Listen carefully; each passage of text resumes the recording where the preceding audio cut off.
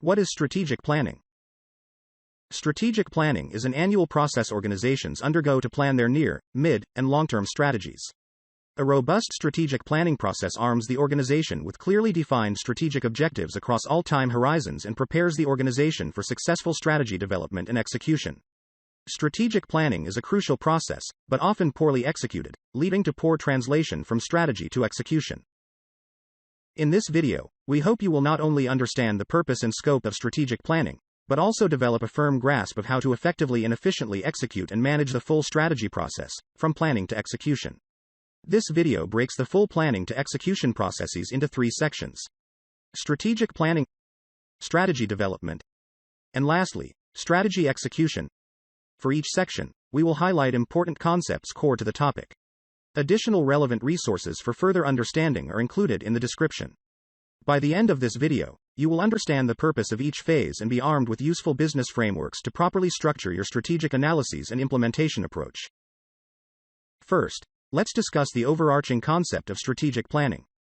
Per Wikipedia, we can define strategic planning as: strategic planning is an organization's process of defining its strategy, or direction, and making decisions on allocating its resources to pursue this strategy. It may also extend to control mechanisms for guiding the implementation of the strategy. Strategic planning became prominent in corporations during the 1960s and remains an important aspect of strategic management. It is executed by strategic planners or strategists, who involve many parties and research sources in their analysis of the organization and its relationship to the environment in which it competes. In most organizations, executives complain that their strategic planning is overly bureaucratic, insufficiently insightful, and doesn't accommodate today's rapidly changing digital markets. To combat these issues, we can follow these 3 steps of strategic planning. First, explore strategy across 3 time horizons. Second, encourage productive and stimulating strategic dialogue. Thirdly, engage a broad, decentralized group of stakeholders. In the initial explore step, the 3 time horizons we want to explore can be defined as short-term, 1-year timeframe, medium-term, 3 to 5 years timeframe, and long-term, 5+ years. Each horizon is uniquely considered and has different objectives. This PowerPoint slide helps us visualize these 3 time horizons. When we evaluate the short-term horizon, the objective here is to challenge the current strategy, evaluate progress, and explore options to accelerate execution. The scope is around products, regions, and functions. As we explore the short-term strategy, it's important to encourage a culture of creativity and real dialogue. We should seek to avoid a budget-focused process and discussion. The purpose in the medium-term horizon discussion is to enumerate the steps necessary to realize the vision. The scope is around the business unit. Our focus in this horizon is to develop clear, actionable business plans that describe the multi-year strategic initiatives to transform vision into value. Lastly, the objective over the long-term horizon is to define, validate, or redefine the vision, mission, and direction of the organization. This session is the forum to challenge and redefine the boundaries of our market.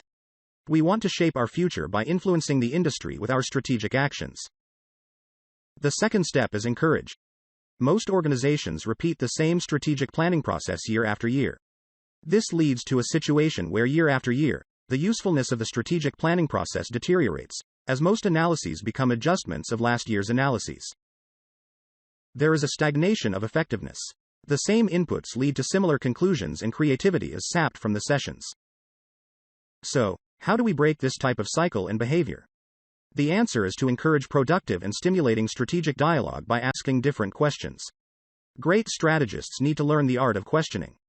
Here are a few guiding principles around this regard. First, questions shouldn't be too broad. For example, how do we disrupt the industry? Questions also shouldn't be too narrow. For example, what should the pricing be? The leadership team should engage in a strategic workshop to articulate and prioritize key questions we need to answer in the next 3 to 5 years. Once the right questions are selected, we can have teams address these questions. These teams will design novel, relevant analyses, amass new knowledge, and develop strategic recommendations. Remember, as well, question-driven strategic dialogue is an iterative process. The third step is engage. Organizations that engage a broad, decentralized group of both internal and external stakeholders in their strategic development efforts yield stronger results than organizations that leave strategy in the hands of a small, centralized team. Involving a broad group prevents groupthink. We should involve folks from different backgrounds, generations, and geographies. This is more likely to surface alternative ideas and perspectives. It is common to also engage participants external to the organization, such as customers, suppliers, and consultants. This approach improves our strategic peripheral vision. In other words, it makes us more adept in spotting both opportunities and risks early. It is also important to engage stakeholders early on, as this increases buy-in, which helps with the strategy execution process later on. For more information on strategic planning, take a look at the frameworks and tools listed in the video description below. Before we continue, remember to like, subscribe, and comment if you enjoy videos on corporate management topics. We regularly publish videos like this one across a multitude of management topics, from growth strategy to operational excellence to organizational design. Now, let's move on to the management topic of strategy development. With the right process in place for a productive and robust planning, we now need to ensure we have the right tools and philosophies to formulate a well-thought-out strategy that is appropriate for our competitive and organizational situation. The good news is there's a plethora of research and consultative frameworks on strategy development and strategic thinking, perhaps more so than any other management topic. There are literally hundreds of strategy development frameworks developed by strategists, academics, and consulting firms. This is also the bad news. As there are so many tools available, it can be difficult to determine what the right approach is for our organization. To help navigate through the available tools, let's take a look at the Strategy Framework Canvas, or SFC. The SFC is a unifying choice framework that guides us in selecting the appropriate strategy for the circumstances at hand and execute it effectively. This model is particularly useful for large organizations that are now stretched across a more diverse and faster-changing range of business situations. SFC identifies 5 distinct archetypal approaches to strategy: classic, adaptive, visionary, leader, and renewal. Let's elaborate on each strategy category. The classic approach is the most common approach. In this situation, the market is predictable, basis of competition is stable, and strategy is sustainable. Classic strategy is achieved through sustainable competitive advantage by positioning our organization optimally in an attractive market. Since the basis of competitive advantage within these environments is known and non-malleable, advantage can be based on superior scale, differentiation, or superior capabilities. The most well-known strategy frameworks are the classics. These include the likes of Porter's 5 Forces, the BCG Matrix, the Value Disciplines Model. We have videos on all of these classic strategy frameworks published on our YouTube channel. The second category is adaptive strategy. We use the adaptive approach when the environment is neither predictable nor malleable. There is continuous disruption in the market. Unlike the classic approach of sustainable competitive advantage, the foundation to the adaptive approach to strategy is the notion of serial temporary advantage. Within unpredictable and non-malleable environments, the emphasis is on continuous experimentation and real-time adjustment, as opposed to long-term analysis and planning. Because advantage is temporary, we focus on means and not ends. Examples of adaptive frameworks include time-based competition, temporary advantage, and adaptive advantage. The third approach is visionary strategy. We take the visionary approach when we can reliably create or recreate an environment by some degree of predictability by seeing an opportunity and pursuing it single-mindedly. Visionary approaches are most frequently associated with entrepreneurial startups. However, large organizations increasingly need to adopt this approach for themselves, as well. Examples here include Blue Ocean Strategy, The Innovator's Dilemma, and Value Innovation. The next category is leader strategy. The leader approach is used when the environment is unpredictable, but malleable. We can shape or reshape the whole industry. A leader approach both allows and requires an organization to collaborate with others in a diverse ecosystem that distributes risk, supplies complementary capabilities and resources, and builds the market quickly through strength in numbers. Examples of leader frameworks include networks, ecosystems, and platform strategies. Lastly, the renewal strategy approach is used when the environment is harsh. This type of strategy aims to restore the vitality and competitiveness of the organization. In such a harsh environment, the existing circumstances prevent the current way of doing business from being sustainable. The first step is to change course to preserve and free up resources.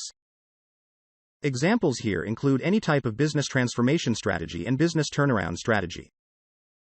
Once we determine the type of strategy approach to take, the next step is to adopt a strategy development framework most befitting our organization. Key considerations include our corporate culture, organizational structure, leadership style, competitive positioning, and core competencies, to name a few. For more information on strategy development, take a look at the frameworks referenced in the video description below. Also, in the description, we will include a link to a free primer on strategy development. This is a downloadable 54-slide presentation that introduces 12 powerful business frameworks spanning both strategy development and strategy execution. It covers several of the frameworks referenced earlier, such as Porter's 5 forces and the BCG matrix. Now, on to the last section, strategy execution. Strategy without execution is merely theory. Every organization has a strategy. But, did you know the majority of strategies fail? Numerous studies from top consulting firms, including McKinsey, Bain, and BCG, and the Harvard Business Review have shown approximately 70% of strategies fail due to poor execution. Furthermore, organizations only realize about 60% of their strategy's value. This gap between the strategic plan and actual performance results is called the strategy execution gap. Take a look at this PowerPoint slide to see the full breakdown of performance lost. The data presented on this slide is based on a survey of senior executives conducted by Maricon Associates in collaboration with the Economist Intelligence Unit. For most organizations, their projected performance based on strategic planning forecasts follow a Venetian blinds pattern. In other words, when each year's performance projections are viewed side by side, the resulting diagram resembles a series of diagonal Venetian blinds. This pattern signifies a deeper issue of an institutional practice of setting unrealistic goals, which has damaging impacts to the organization's culture. Let's discuss 3 guiding principles to follow to close the strategy execution gap. Principle 1 is, keep it simple. In most organizations, strategy is a highly abstract concept, often misused to be synonymous with vision or aspiration. It is likewise something that's not easily communicated or translated into action. Resultantly, a link between strategy and performance cannot be drawn, because the strategy itself is not sufficiently coherent and concrete. On the other hand, high-performing organizations avoid long, drawn-out descriptions of lofty goals. Instead, they utilize clear, succinct language describing their course of action. By being very clear on what the strategy is and isn't, we can keep all employees headed in a unified direction. The second principle is, use a rigorous strategy execution and deployment framework. To be productive, the dialogue between corporate and the business unit about market assumptions must be conducted within a rigorous framework. Examples of such strategic management frameworks include Hoshin Kanri and the Balanced Scorecard. For more information, we have linked to these frameworks as well as several other strategy deployment frameworks in the video description. The specific framework used to ground our strategic planning isn't the most important. What is critical is that the framework establishes a common language for dialogue between corporate and the business units, one that also unifies in the strategy, marketing, and finance teams. Without such a framework, it is difficult for management to determine whether the financial projections are reasonable and realistic. Thus, management can't know with confidence whether performance shortfall stems from poor execution or a poor plan. Principle 3 is, continuously monitor performance. High-performing organizations utilize real-time performance tracking. They continuously monitor resource deployment patterns and their results against plans, leveraging continuous feedback to reset planning assumptions and reallocate resources accordingly. This real-time approach allows management to identify and find flaws in the plan, as well as shortfalls in execution, and to avoid confusing one with the other. Continual performance monitoring is particularly important in highly volatile industries. In such environments, events outside the organization's control can render a plan useless. We have also included links to resources on performance management in the video description. What are your thoughts on these 3 principles of closing the strategy execution gap? Leave your thoughts in the comments below. If you are interested in becoming an expert on strategy, take a look at our offering called the Strategy Development Stream. This is a collection of close to 100 best practice frameworks covering all aspects and phases of strategy, many of which have been referenced in this video. Our frameworks are based on the thought leadership of leading consulting firms, academics, and recognized subject matter experts. Links to our relevant offerings are in the description. For effective strategy development and strategic planning, we must master both strategy and tactics. Our frameworks cover all phases of strategy, from strategy design and formulation to strategy deployment and execution, as well as all levels of strategy, from corporate strategy to business strategy to tactical strategy. Many of these methodologies are authored by global strategy consulting firms and have been successfully implemented at their Fortune 100 client organizations.